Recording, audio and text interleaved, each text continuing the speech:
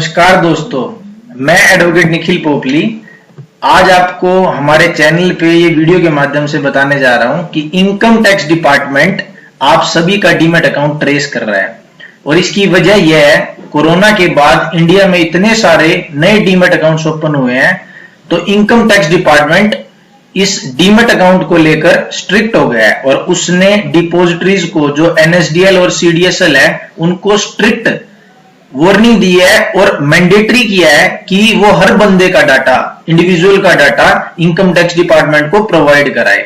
अगर वो कोई भी ट्रांजैक्शन अपने डीमैट अकाउंट में करता है, कोई शेयर्स को परचेज करता है, किसी शेयर्स को सेल करता है, या उसको किसी कंपनी के थ्रू कोई डिविडेंड मिल रहा है, या फिर उसने फ्यूचर्स में काम किया है, या ऑप्शंस में काम किया है, या कमोडिटीज में काम किया है, मतलब स्टॉक मार्केट से रिलेटेड कोई भी ट्रांजैक्शन अगर कोई भी इंडिविजुअल कर रहा है, तो इनकम टैक्स डिपार्टमेंट ने डिपॉजिटरीज को ये मैंडेटरी किया है कि वो हर इंडिविजुअल का डाटा डिपार्टमेंट को प्रोवाइड कराए। ये सब कुछ इसलिए किया है क्योंकि बहुत से लोग हैं जो क्या करते हैं, अपना डाटा, डीमैट अकाउंट का डाटा छुपाते हैं। अपनी आईटीआर फाइल करते समय वो डीमैट अकाउंट का डाटा आईटीआर में फाइलिंग के टाइम पे नहीं प्रोवाइड कराते, नहीं डालते आईटीआर में। वो लोग सोचते हैं कि कई लोग सोचते हैं कि हमने मल्टीपल डीमैट अकाउंट ओपन कर रखे हैं, तो वो डिपार्टमेंट को पता नहीं चलेगा कि हमने इतनी सारी ट्रांजैक्शंस कर रखी हैं। लेकिन अब ऐसा कुछ भी नहीं है, आपके सारे डीमैट अकाउंट लिंक्ड हैं आपके पैन नंबर से। अगर आप कोई भी ट्रांजैक्शन करते हैं तो इनकम टैक्स डिपार्टमेंट के पास आपका सारा का सारा डाटा पहुंच जाएगा। तो मोस्टली जो सैलरीड पर्सन है वो ये गलती करते हैं अपनी आईटीआर फाइल करते वक्त, या तो वो अपनी आईटीआर सिर्फ फॉर्म 16 लिए और फाइल कर देते हैं, लेकिन वो अपने डीमैट अकाउंट के ट्रांजैक्शन उसमें फाइल करते समय डालते नहीं है, और इस वजह से वो बहुत बड़ी मुश्किल में पड़ जाते हैं। आजकल सैलरीड क्या, बिजनेसमैन भी शेयर्स में बहुत ज्यादा, स्टॉक्स में बहुत ज्यादा पैसा लगा रहे हैं और कमा भी रहे हैं, कई लोगों को लॉस भी हो रहा है। लेकिन कई लोग क्या करते हैं, या तो वो रिटर्न ही फाइल नहीं करते, या फिर कई लोग सोचते हैं कि हमें तो लॉस हुआ है या हमें ज्यादा प्रॉफिट नहीं हुआ तो मैं आईटीआर भरते वक्त उसमें अपनी ये डाटा डालने की जरूरत ही नहीं है। लेकिन ऐसा कुछ भी नहीं है। इनकम टैक्स एक्ट के अकॉर्डिंग अगर आप रिटर्न फाइल कर रहे हो, आपको अगर लॉस भी हो रहा है तो भी आपको रिटर्न फाइल करते वक्त अपना डाटा इनकम टैक्स रिटर्न में डालना है। अगर आपको मान लो 10 रुपए का प्रॉफिट भी हो रहा है तो भी आपको इनकम टैक्स रिटर्न में अपना डाटा डालना है।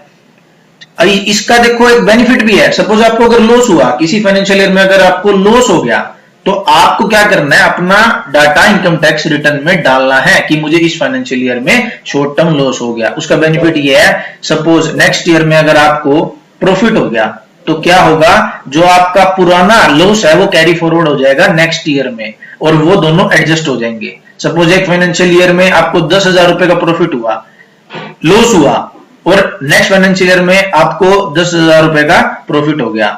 अगर आपने अपनी रिटर्न प्रीवियस ईयर की टाइमली फाइल कर रखी है और उसमें डाला हुआ है तो वो आपका लॉस कैरी फॉरवर्ड हो जाएगा और इस साल के प्रॉफिट से एडजस्ट हो जाएगा, आपको टैक्स नहीं देना पड़ेगा।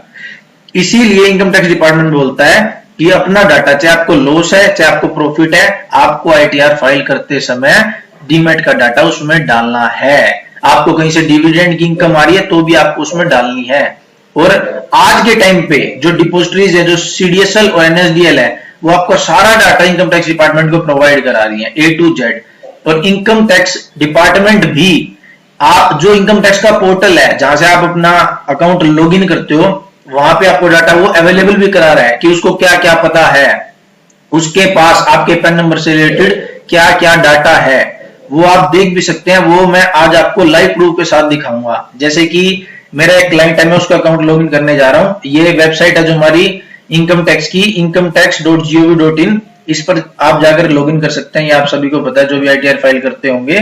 मैं आपको एक लाइव प्रूफ के साथ लॉगिन करके दिखाता हूं, जब आपको ये सब कुछ पता लगेगा। और ये हर आईटीआर, जो हर बंदा आईटीआर फाइल करता है उसको पता होना चाहिए, क्योंकि कई लोग सीए या एडवोकेट के थ्रू आईटीआर फाइल नहीं करवाते हैं और वो ये गलती हर बार लगभग कर रहे हैं क्योंकि उनको इस बारे में वो अवेयर ही नहीं है।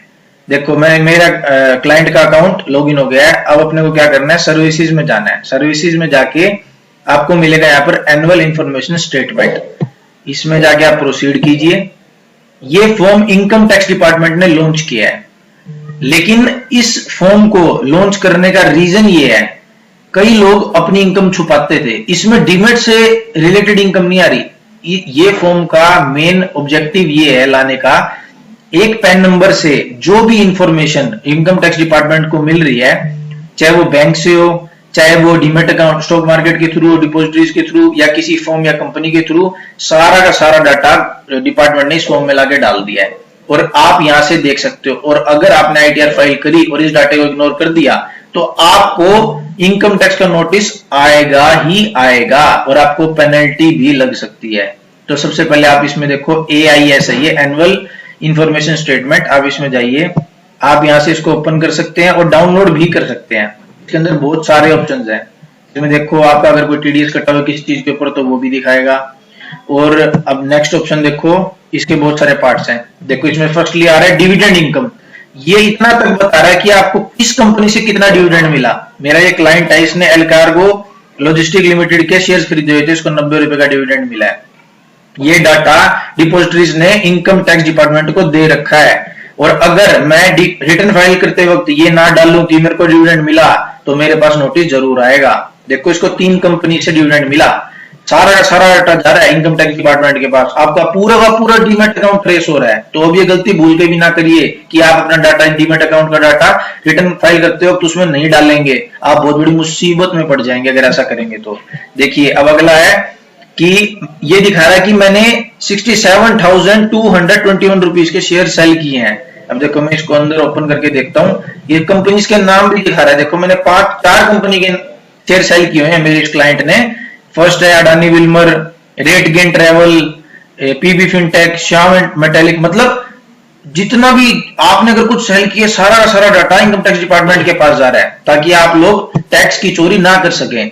अब देखिए इवन एक मेरे क्लाइंट ने ये बायबैक लगाया हुआ है, इस बंदे ने बायबैक, आप समझते हो कंपनी का, लोगों को पता होगा स्टॉक मार्केट में इन्वेस्ट करते हैं, बायबैक का डाटा भी गया हुआ है कि भाई आपने देखो ये बायबैक परचेज किया 1098 रुपए, मतलब गोल्डियम कंपनी का आपने बायबैक लगाया। बायबैक का डाटा भी डिपॉजिटरीज उसको इनकम टैक्स डिपार्टमेंट को प्रोवाइड करा दिया है।